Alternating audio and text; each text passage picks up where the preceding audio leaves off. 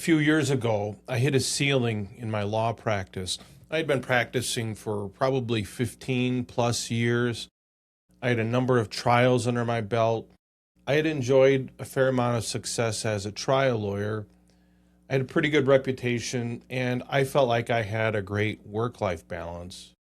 But what I found is I was hitting a ceiling in terms of what I could produce and what I could earn based on what had gotten me to that point.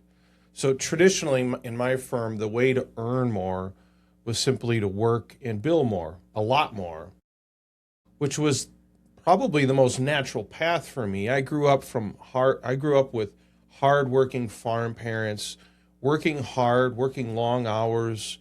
That's just what you did. But I had a large family. My wife and I had, I think, 7 or 8 kids at the time. We now have 9.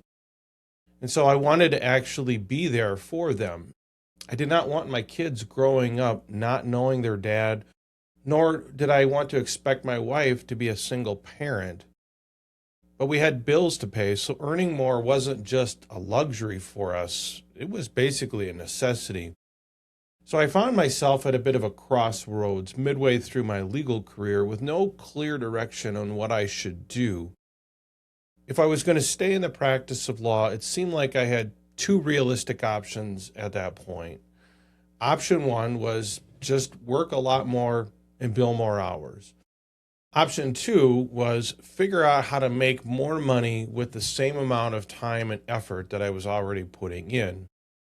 Now, I knew that my docket of cases generally had a mixture of clients. So it seemed like every year I would have a handful of great cases, which made up a majority of my production, a large group of good cases, and then a steady but slowly shrinking, as I got a little older and wiser, number of bad cases.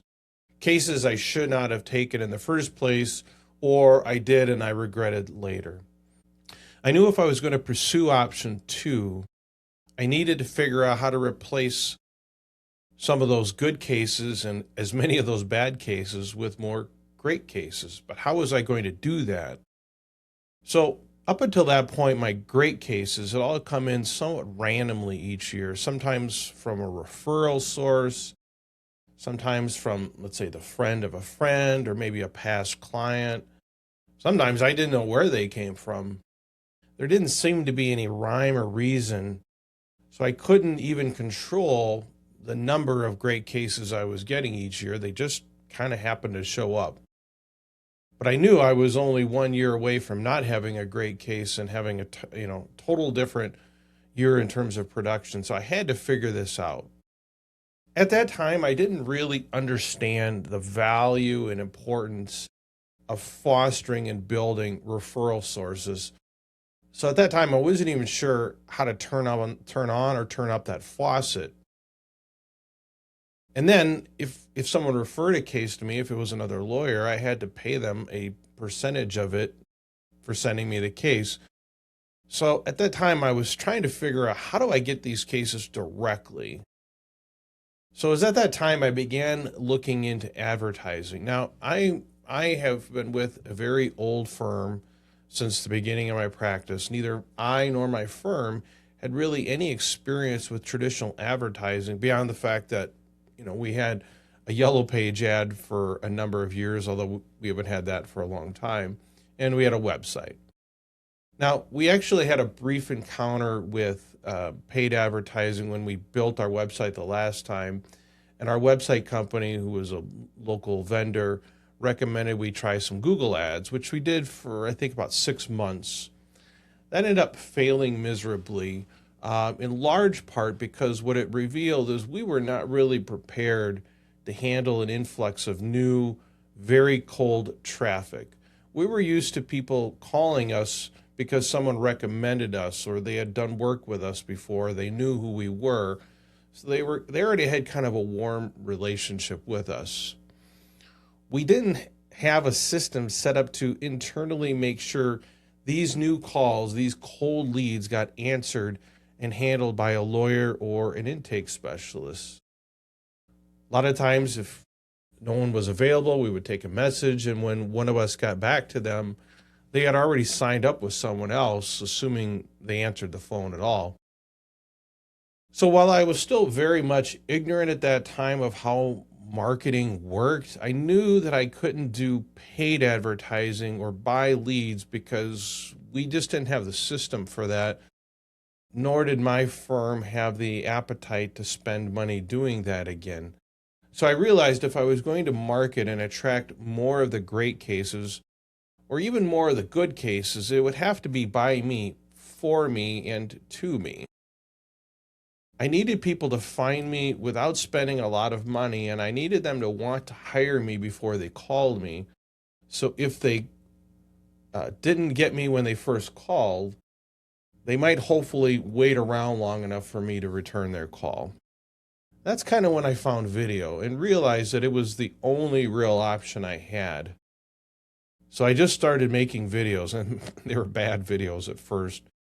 Random topics. I was nervous and boring. The content was pretty vague because I was so paranoid about getting sued for giving people wrong information that they'd rely upon to their detriment. So while I started doing video a few years ago, it was mostly bad content and didn't really get me anywhere. I got some calls, but they were mostly people I couldn't help or didn't want to help anyway. So I became a little discouraged, but I didn't really have any other options. I had to figure this out.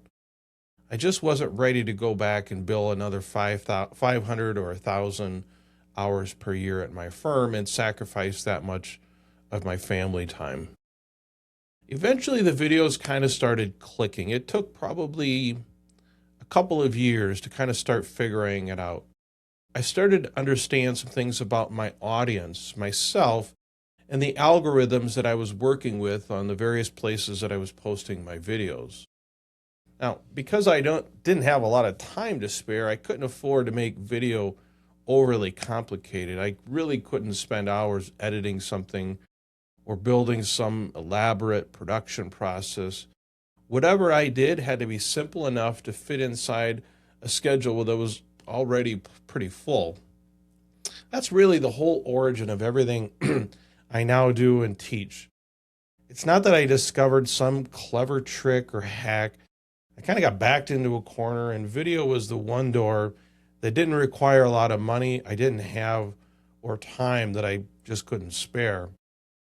So what actually happened once I started? Honestly, it wasn't dramatic. It wasn't, as I already mentioned, it wasn't an overnight success story. I just kept doing it because it was the only thing I had, and I knew my competition wasn't really using video. So if I could figure it out, I felt like I was dealing in a blue ocean without a lot of competition. And over time, something did kind of shift. Slowly, the kind of people finding me started to change. Now, I'm not going to go through the numbers right now. That's a conversation for a different episode. But this one's really just about how it started and why I started doing video. The version of me sitting here right now, doing this, telling you this story, only exists because that ceiling forced a decision that I probably would not have made otherwise. So that's kind of why I'm doing this show, this podcast, not because I think necessarily everyone needs to become a video creator, and not because I'm trying to convince you that video is some magic answer or I'm somehow the expert. It's because if you kind of hit that ceiling, if you've already decided what your hours are going to look like and you're not able or willing to trade family or sanity for growth, and you don't have a marketing budget sitting around waiting to be spent, this is still a door that's open to you. It was the one that was open to me. And that's kind of what this whole show is about. Not, telling you how to get views for the sake of views. I'm just trying to be honest with you about what it actually looks like to try to earn attention instead of buying it, when buying was never really an option in the first place for me. If you'd like to receive more of this kind of content, please subscribe to my podcast and stay for future episodes.